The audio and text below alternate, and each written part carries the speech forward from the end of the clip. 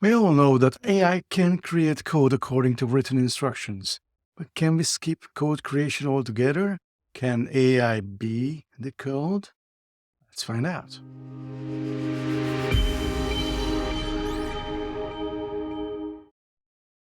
So this is a proof of concept that I developed, and what you can see here is you can write the specification of the app that you need and press the Make It So button.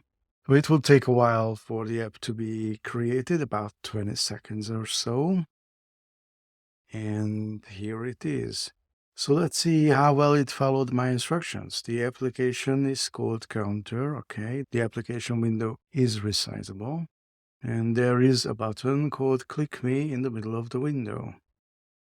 So let's stop right here and make the text a bit bigger. So I'm just going to edit the specification now and say the font size of the application should be twice the default.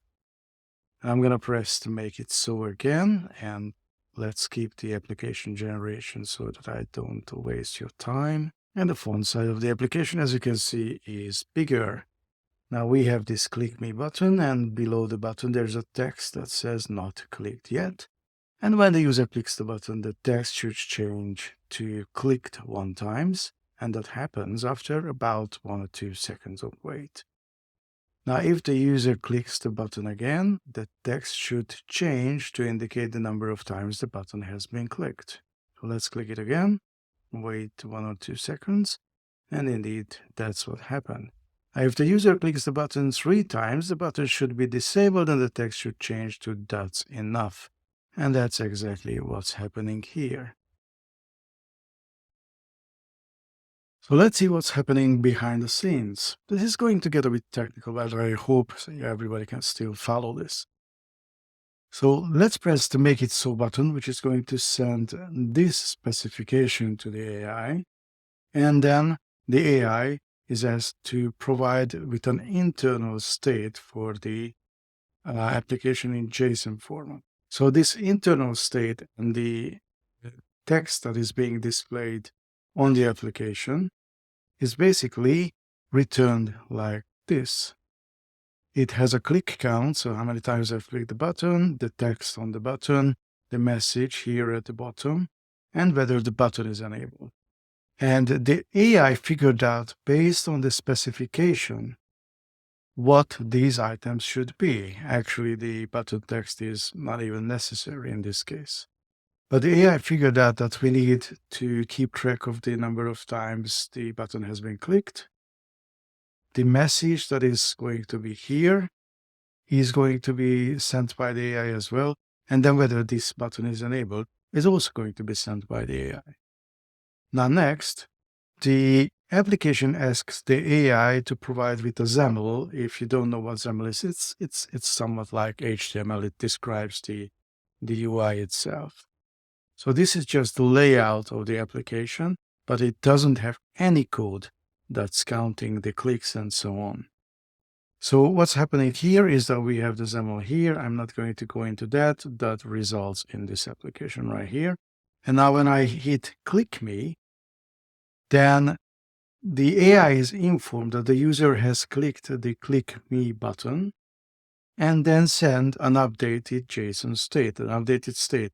And now the click count is 1. The button text is still the same. The message has been changed to click 1 times based on this part of the specification. And then the button is still enabled. So we're going to click the button again. Again, the user has clicked the button. What is the new state? And notice that the AI is only sending the updated state. So the logic that is described here in natural language is running on the AI itself. There is no code that's counting. There's no code that's handling the button click. Every information like that is sent to the AI, and the AI, based on its understanding of this natural language over here, is going to update the states, and it is going to send the proper information. So let's click it one more time. And now we have clicks 3 times. So if the user has clicked the buttons 3 times, the button should be disabled, and that's what's happening here by having the button enabled set to false. And the text should change to "that's enough." So the message now, instead of clicked 2 times, is now "that's enough," and that's the message that's being displayed here. Now I'm gonna make things even more challenging. I'm adding a few items to the specification. The app is going to support multiple languages. The app is going to have a button in the lower left corner that toggles the language between English and Hungarian. Pressing this button will change every text on the application to the other language, including the button's labels. The app should launch in Hungarian. So this is the kind of change in the specification that usually gets your entire developer team running around and screaming. And sometimes the managers don't really understand why is it such a big problem, because the developers have not been anticipating to have a multi-language application. So they have to change a lot of stuff if this was a real application being developed. So let's see what AI can make out of it. So let's click Make It So. And first, we can see that the state is now in Hungarian. The click count is the same. The button text now actually has meaning. The click status text, this text over here, is also in Hungarian. The button is still enabled. The language toggle text, which is SVS in the bottom left corner, has a Hungarian text, and the current language is Hungarian as well. So if I click this, we again have the text in Hungarian. And notice that the Hungarian translation of either of these texts, either the button or the counter text, has not been put in the specification. The AI already knows how to translate between languages, and it used that knowledge to perform a lot of the tasks. I'm gonna switch back to English, and you can see that I click the button, language toggle button. I didn't name it, the AI named it.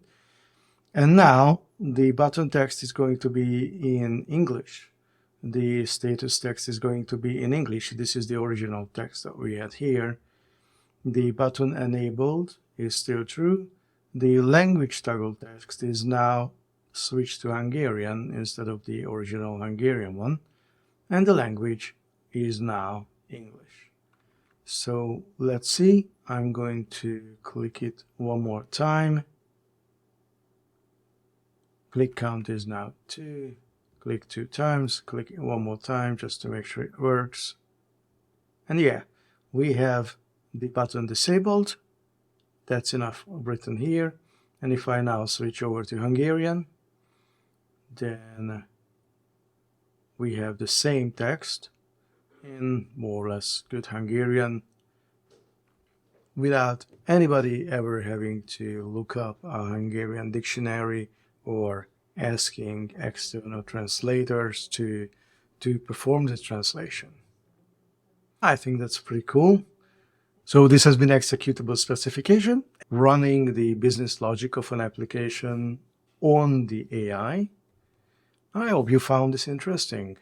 If you did, press like, subscribe, and so on.